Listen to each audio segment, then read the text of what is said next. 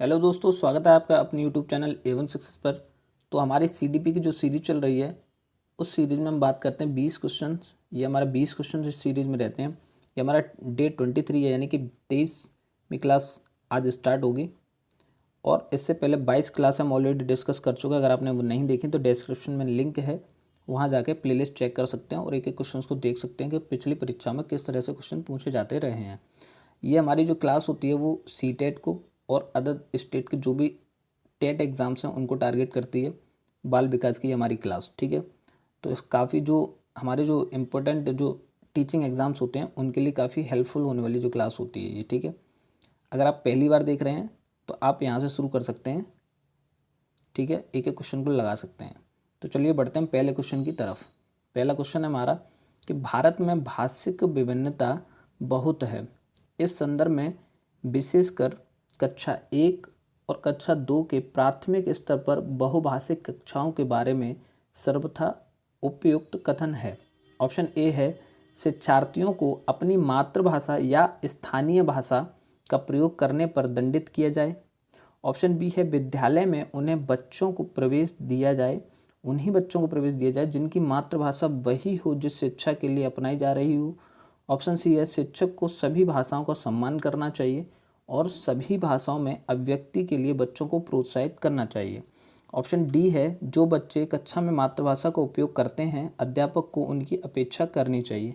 तो इस प्रश्न का जो राइट आंसर हो जाएगा वो ऑप्शन सी हो जाएगा, यानी कि शिक्षक को सभी भाषाओं का सम्मान करना चाहिए। सी इस प्रश्न का राइट आंसर हो जाएगा, सम्मान करना चाहिए और सभी भाषाओं में अभिव्यक्ति के लिए बच्चों को प्रोत्साहित करना चाहिए। तो ये हमारा सी राइट आंसर हो जाएगा। आपने क्या लगाया आंसर वो भी आप कमेंट में बता देंगे, आपने इस क्वेश्चन का क्या आंसर लगाया था। अगले क्वेश्चन को बढ़ते हैं। अगला क्वेश्चन है हमारा, प्राकृतिक पोषण विवाद में प्रकृति से क्या अभिप्राय है। यानी कि प्राकृतिक पोषण विवाद है, उसमें प्रकृति से अभिप्राय क्या है। ऑप्शन ए है, हमारे आसपास का वातावरण। ऑप्शन बी है, जैविक विशिष्टताएं या वंशानुक्रम सूचनाएं। ऑप्शन सी है, एक व्यक्ति की मूल वृत्ति। और ऑप्शन डी है, भौतिक और सामाजिक संसार की जटिल शक्तियां। तो इस प्रश्न का जो राइट आंसर हो जाएगा वो ऑप्शन बी हो जाएगा, जैविक विशिष्टताएं और वंशानुक्रम या वंशानुक्रम सूचनाएं, यानी कि बी इस प्रश्न का राइट आंसर हो जाएगा, ठीक है। अगले प्रश्न की ओर बढ़ते हैं। अगला प्रश्न है, जनसंचार माध्यम समाजीकरण का एक महत्वपूर्ण माध्यम बनता जा रहा है। कौन सा माध्यम? जनसंचार माध्यम, ठीक है। नीचे दिए कथनों में से कौन सा कथन सबसे उपयुक्त कथन है। ऑप्शन ए है, संचार माध्यम पदार्थों के विज्ञापन और विक्रय के लिए एक अच्छा माध्यम है। ऑप्शन बी है, समाजीकरण केवल माता पिता और परिवार के द्वारा किया जाता है। ऑप्शन सी है, जनसंचार माध्यमों की पहुंच बढ़ रही है और जनसंचार माध्यम अभिवृत्तियों, मूल्यों और विश्वासों को प्रभावित करता है। ऑप्शन डी है, बच्चे संचार माध्यमों के साथ प्रत्यक्ष रूप से अंतःक्रिया नहीं कर सकते हैं। तो इस प्रश्न का जो हमारा राइट आंसर हो जाएगा वो ऑप्शन सी हो जाएगा, जनसंचार माध्यमों की पहुंच बढ़ रही है और जनसंचार माध्यम अभिवृत्तियों, मूल्यों और विश्वासों को प्रभावित करता है। तो सी इस प्रश्न का राइट आंसर हो जाएगा। और आपने इस क्वेश्चन का क्या आंसर लगाया था वो भी आप कमेंट में बता देंगे कि आपने इस क्वेश्चन का क्या आंसर लगाया था। अगले क्वेश्चन को बढ़ते हैं। अगला क्वेश्चन है हमारा, निम्नलिखित में से कौन सा समाजीकरण का एक प्रमुख कारक है। यानी कि हमें बताना है, यहाँ पे होगा निम्नलिखित, ठीक है। निम्न यहाँ पर रह गया है। निम्नलिखित में से कौन सा समाजीकरण का एक प्रमुख कारक है। ऑप्शन ए परिवार, ऑप्शन बी है कंप्यूटर, ऑप्शन सी है आनुवंशिकता और ऑप्शन डी है राजनीतिक दल। तो इस प्रश्न का जो राइट आंसर हो जाएगा ऑप्शन ए हो जाएगा, यानी कि परिवार। ए इस प्रश्न का राइट आंसर हो जाएगा, जो कि समाजीकरण का एक प्रमुख कारक है, परिवार, ठीक है। अगले प्रश्न की ओर बढ़ते हैं। अगला प्रश्न है हमारा, बच्चों को अपने अध्ययन में प्रयास करने हेतु प्रोत्साहित करने के लिए शिक्षकों को रिक्त स्थान की आवश्यकता होती है। ऑप्शन ए है, अन्य बच्चों के साथ तुलना करने। ऑप्शन बी है, बच्चों को प्रेरित करने। ऑप्शन सी है, बच्चे को डांटने और ऑप्शन डी है, बच्चे को नियंत्रण में रखने। तो इस प्रश्न का जो राइट आंसर हो जाएगा वो ऑप्शन बी हो जाएगा, यानी कि बच्चे को प्रेरित करने, ठीक है। बी इस प्रश्न का क्या हो जाएगा, राइट आंसर हो जाएगा। आपने क्या आंसर लगाया था वो भी आप कमेंट में बता देंगे कि आपने इस प्रश्न का क्या आंसर लगाया था। अगले क्वेश्चन की ओर बढ़ते हैं। अगला क्वेश्चन है, बहुविकल्पीय प्रश्न बच्चों की रिक्त स्थान की योग्यता का आकलन करता है। तो किस योग्यता का आकलन करता है? बहुविकल्पीय प्रश्न। ऑप्शन ए है सही उत्तर की व्याख्या करने, ऑप्शन बी है सही उत्तर की पहचान करने, ऑप्शन सी है सही उत्तर का प्रत्यास्मरण करने और ऑप्शन डी है सही उत्तर का निर्माण करने। तो इस प्रश्न का जो राइट आंसर हो जाएगा वो हमारा ऑप्शन सी हो जाएगा, सही उत्तर का प्रत्यास्मरण करने में। ठीक है, सी इस प्रश्न का राइट आंसर हो जाएगा। अगले प्रश्न को पढ़ते हैं। अगला प्रश्न है समाजीकरण की प्रक्रिया में शामिल नहीं है। तो हमें बताना है कि जो समाजीकरण हमारा होता है उसकी प्रक्रिया में कौन से इनमें से शामिल नहीं है। ऑप्शन ए है आनुवंशिक संचरण, ऑप्शन बी है एक संस्कृति की रीतियों और मानदंडों को सीखना, ऑप्शन सी है कौशलों का अर्जन और ऑप्शन डी है मूल्यों और विश्वासों का अर्जन। तो इस क्वेश्चन का जो आंसर हो जाएगा वो हमारा हो जाएगा ऑप्शन ए आनुवंशिक संचरण। ये हमारा समाजीकरण की प्रक्रिया में शामिल नहीं है। तो ए इस प्रश्न का राइट आंसर हो जाएगा। आपने इस प्रश्न का क्या आंसर लगाया था वो भी आप कमेंट में बताएंगे कि आपने इस प्रश्न का क्या आंसर लगाया था। अगले प्रश्न की ओर बढ़ते हैं। अगला प्रश्न है मानसिक संरचना है जो चिंतन के निर्माण प्रखंड है, इसके लिए पियाजे ने किस शब्द या पद का प्रयोग किया है। ऑप्शन ए है परिपक्वन प्रखंड, ऑप्शन बी है स्कीमा यानी कि अवधारणाएं और ऑप्शन सी है विकास के क्षेत्र, ऑप्शन डी है जीन। तो इस प्रश्न का जो राइट आंसर हो जाएगा वो ऑप्शन बी हो जाएगा, यानी कि स्कीमा की बात कही है, स्कीमा पद का पियाजे ने प्रयोग किया है। तो बी इस प्रश्न का राइट आंसर हो जाएगा। और आपका क्या आंसर था वो भी आप कमेंट में बता देंगे आपने क्या आंसर किया था। ठीक है, अगले प्रश्न की ओर बढ़ते हैं। अगला प्रश्न है वाइगॉत्स्की के अनुसार बच्चे स्वयं से क्यों बोलते हैं। ऑप्शन ए है बच्चे स्वभाव से बहुत बातूनी होते हैं, ऑप्शन बी है बच्चे अहम केंद्रित होते हैं, ऑप्शन सी है बच्चे अपने कार्य को दिशा देने के लिए बोलते हैं और ऑप्शन डी है बच्चे अपने प्रति वयस्कों का ध्यान आकर्षित करने के लिए बोलते हैं। तो इस प्रश्न का जो आंसर है वो हमारा ऑप्शन सी हो जाएगा, बच्चे अपने कार्य को दिशा देने के लिए बोलते हैं, यानी कि सी इस प्रश्न का राइट आंसर हो जाएगा। ठीक है, सी। अगले क्वेश्चन को पढ़ते हैं। अगला क्वेश्चन है भारत में बहुत से बच्चे विशेषकर लड़कियां विद्यालय में आने से पहले और विद्यालय से वापस जाने के बाद घर का काम करते हैं। आपके विचार से इस संदर्भ में एक शिक्षिका को गृह कार्य के बारे में क्या करना चाहिए। ऑप्शन ए है शिक्षिका को सुनिश्चित करना चाहिए कि बच्चे अपना गृह कार्य पूरा करने के लिए सुबह जल्दी उठें और देर तक रुकें। ऑप्शन बी है बच्चों के माता पिता से उनके गृह कार्य को पूरा करने के लिए ट्यूशन लगवाने के लिए कहिए। ऑप्शन सी है उसे उन बच्चों को कठोर दंड देना चाहिए जो अपना गृह कार्य पूरा नहीं करते हैं।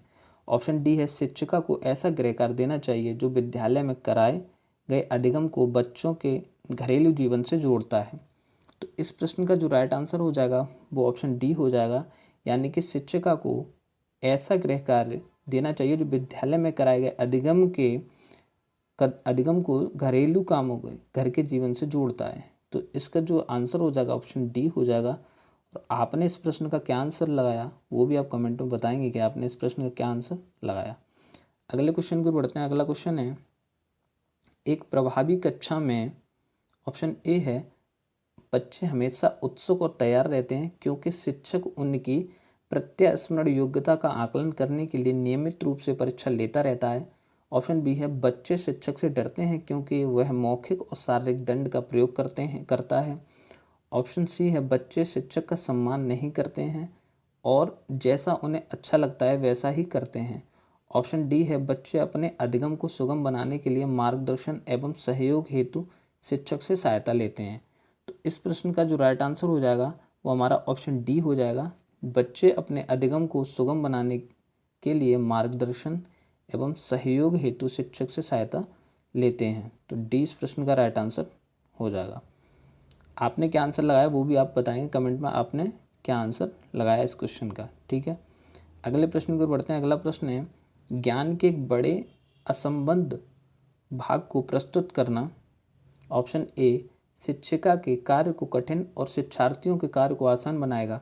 ऑप्शन बी है शिक्षार्थियों के लिए अवधारणात्मक समझ को प्राप्त करने के लिए कठिन बनाएगा। ऑप्शन सी है शिक्षार्थियों के लिए प्रत्यास्मरण को आसान बनाएगा।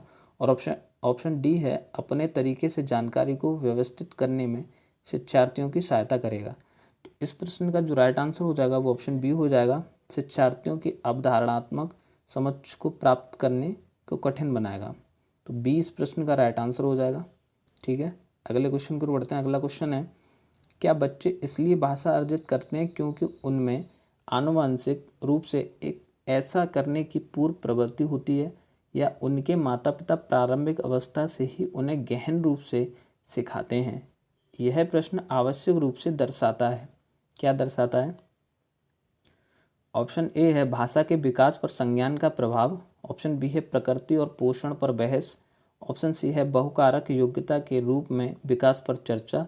और ऑप्शन डी है क्या विकास एक सतत प्रक्रिया है या एक असतत प्रक्रिया है? तो इस प्रश्न का जो राइट आंसर हो जाएगा वो हमारा ऑप्शन ए इस प्रश्न का जो राइट आंसर हो जाएगा, ए, विकास, भाषा के विकास पर संज्ञान का प्रभाव। तो ए हमारा आंसर हो जाएगा इस क्वेश्चन का। अगले क्वेश्चन की ओर बढ़ते हैं। अगला क्वेश्चन है, एक बच्चा तर्क प्रस्तुत करता है, आप यह मेरे लिए करें और मैं वह आपके लिए करूँगा। यह बच्चा कोलबर्ग की नैतिक तर्कणा की किस अवस्था के अंतर्गत आएगा? ऑप्शन ए है सामाजिक अनुबंधन अभिमुखीकरण। ऑप्शन बी है सहायक उद्देश्य अभिमुखीकरण। ऑप्शन सी है दंड और आज्ञा पालन अभिमुखीकरण। और ऑप्शन डी है अच्छा लड़का अच्छी लड़की अभिमुखीकरण। तो इस प्रश्न का जो राइट आंसर है वो ऑप्शन बी हो जाएगा, सहायक उद्देश्य अभिमुखीकरण। यानी कि बी इस प्रश्न का राइट आंसर हो जाएगा कि आप यह मेरे लिए करें और मैं वह आपके लिए करूँगा। तो ये सहायक उद्देश्य हो गया। ठीक है, तो बी इसका राइट आंसर हो जाएगा। आपने क्या आंसर लगाया वो भी आप कमेंट में बताएंगे कि आपने क्या आंसर लगाया इस क्वेश्चन का। अगले प्रश्न की ओर बढ़ते हैं। अगला प्रश्न है, निम्नलिखित में से कौन सा कथन विकास और अधिगम के बीच संबंध को सर्वश्रेष्ठ रूप से जोड़ता है? ऑप्शन ए अधिगम विकास के पीछे रहता है। ऑप्शन बी है अधिगम और विकास समानार्थक या पारिभाषिक शब्द हैं। ऑप्शन सी है अधिगम और विकास एक जटिल तरीके से अंतः संबंधित है। ऑप्शन डी है विकास अधिगम से स्वतंत्र है। तो इस प्रश्न का जो राइट आंसर हो जाएगा वो ऑप्शन सी हो जाएगा कि अधिगम और विकास एक जटिल तरीके से अंतः संबंधित हैं। ठीक है, तो सी इस प्रश्न का राइट आंसर हो जाएगा। और आपका क्या आंसर रहा इसमें इस क्वेश्चन का, तो वो भी आप कमेंट में बताएंगे कि आपने इस क्वेश्चन का क्या आंसर लगाया। अगले क्वेश्चन की ओर बढ़ते हैं। अगला क्वेश्चन है, इनमें से कौन सा एक विकास का सिद्धांत नहीं है? तो हमें बताना है कौन सा इनमें से विकास का सिद्धांत नहीं है। ठीक है, ऑप्शन ए विकास केवल संस्कृति से शासित और निर्धारित होता है। ऑप्शन बी है विकास जीवन पर्यंत होता है। ऑप्शन सी है विकास वंशानुक्रम और पर्यावरण दोनों से प्रभावित होता है। और ऑप्शन डी है विकास संशोधन योग्य होता है। तो इस प्रश्न का जो राइट आंसर हो जाएगा ऑप्शन ए हो जाएगा, यानी कि विकास केवल संस्कृति से शासित और निर्धारित होता है। तो ए इस प्रश्न का राइट आंसर हो जाएगा। ठीक है, और आपने क्या आंसर लगाया वो भी आप कमेंट में बताएंगे कि आपने इस क्वेश्चन का क्या आंसर लगाया था। अगले क्वेश्चन की ओर बढ़ते हैं। अगला क्वेश्चन है, बाल केंद्रित कक्षा की एक प्रमुख विशेषता है कि उसमें ऑप्शन ए है शिक्षक के मार्गदर्शन से शिक्षार्थियों को अपनी स्वयं की समझ का निर्माण करने के लिए उत्तरदायी बनाया जाता है। ऑप्शन बी है शिक्षक के द्वारा बल प्रयोग और मनोवैज्ञानिक नियंत्रण होता है जो अधिगम पथ और बच्चों के व्यवहार को निर्धारित करता है। ऑप्शन सी है शिक्षक बच्चों के लिए व्यवहार के समरूप तरीकों को निर्धारित करता है और जब वे उसका पालन करते हैं तो उन्हें उपयुक्त पुरस्कार देता है। ऑप्शन डी है शिक्षक की भूमिका ज्ञान को सीखने के लिए उसे प्रस्तुत करना और शिक्षार्थियों का मानक मापदंडों का आकलन करना है। तो इस प्रश्न का जो राइट आंसर हो जाएगा वो ऑप्शन हमारा जो है ए हो जाएगा। इस प्रश्न का जो है राइट आंसर, शिक्षक के मार्गदर्शन से शिक्षार्थियों की अपनी स्वयं की समझ का निर्धारण करने के लिए उत्तरदायी बनाया जाता है। तो ए इस प्रश्न का राइट आंसर हो जाएगा। और आपने इस क्वेश्चन का क्या आंसर लगाया था वो भी आप कमेंट में बता देंगे कि आपने इस क्वेश्चन का क्या आंसर लगाया था। अगले क्वेश्चन की ओर बढ़ते हैं। अगला क्वेश्चन है, बुद्धि के बारे में निम्नलिखित में से कौन सा कथन सर्वाधिक उपयुक्त है? ऑप्शन ए है बुद्धि मूलभूत रूप से स्नायु तंत्र संबंधी कार्यप्रणाली है, उदाहरणार्थ प्रक्रमण की गति, संवेदी विभेद आदि। ऑप्शन बी है बुद्धि विद्यालय में अच्छा प्रदर्शन करने की योग्यता है। ऑप्शन सी है बुद्धि बहुआयामी है। और इसमें कई पहलू निहित हैं। ऑप्शन डी है बुद्धि को केवल मानकीकृत बुद्धिलब्धि परीक्षणों के आयोजन के द्वारा विश्वसनीय रूप से निर्धारित किया जा सकता है। तो इस प्रश्न का जो राइट आंसर हो जाएगा वो ऑप्शन सी हो जाएगा, यानी कि बुद्धि बहुआयामी है और इसमें कई पहलू निहित हैं। तो सी इस प्रश्न का सही उत्तर हो जाएगा। अगले प्रश्न की ओर बढ़ते हैं। अगला प्रश्न है हमारा लिंग पक्षपात की ओर संकेत करता है, यानी कि जेंडर जो है वो किसकी ओर संकेत करता है, जेंडर वाइज है। ऑप्शन ए है स्त्रियोचित और पुरुषोचित विशेषताओं में सापेक्षिक रूप से स्वयं का बोध। ऑप्शन बी है अपने शरीर विज्ञान के कारण लड़कों और लड़कियों के बीच विभिन्नताओं की स्वीकृति। ऑप्शन सी है सांस्कृतिक अभिवृत्तियों के कारण अपेक्षाओं पर आधारित लड़कों और लड़कियों से भिन्न व्यवहार करना। और ऑप्शन डी है आनुवांशिक विभिन्नताएं जो लड़कों और लड़कियों में मौजूद हैं। ठीक है, तो इस प्रश्न का जो राइट आंसर हो जाएगा वो ऑप्शन सी हो जाएगा, सांस्कृतिक अभिवृत्तियों के कारण अपेक्षाओं पर आधारित लड़कों और लड़कियों से भिन्न व्यवहार करना। तो सी इस प्रश्न का सही उत्तर हो जाएगा। और आपने इस क्वेश्चन का क्या आंसर लगाया वो भी आप कमेंट में बता देंगे कि आपने इस प्रश्न का क्या आंसर लगाया था। अगले क्वेश्चन को बढ़ते हैं। अगला क्वेश्चन है एक उच्च प्राथमिक विद्यालय के शिक्षक के रूप में आपके पास कक्षा में ऐसे बच्चे हैं जो प्रथम पीढ़ी के रूप में विद्यालय आ रहे हैं। आपके द्वारा निम्नलिखित में से किसे किए जाने की संभावना सर्वाधिक है। ऑप्शन ए है उन्हें याद करने के लिए और उत्तर की 5 बार अपनी उत्तर पुस्तिका में लिखने के लिए गृह कार्य देंगे।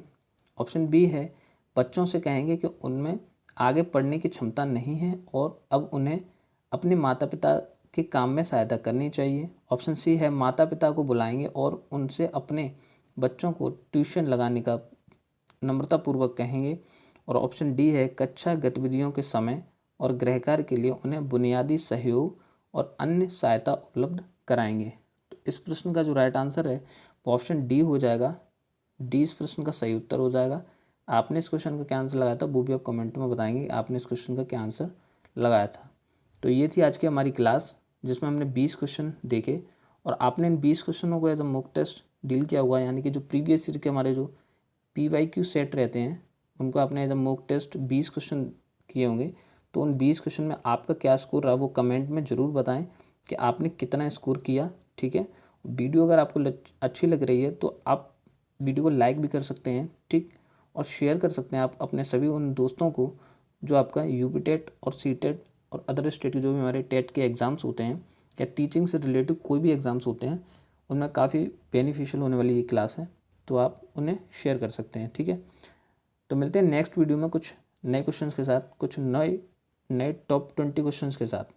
ठीक है, तब तक के लिए धन्यवाद।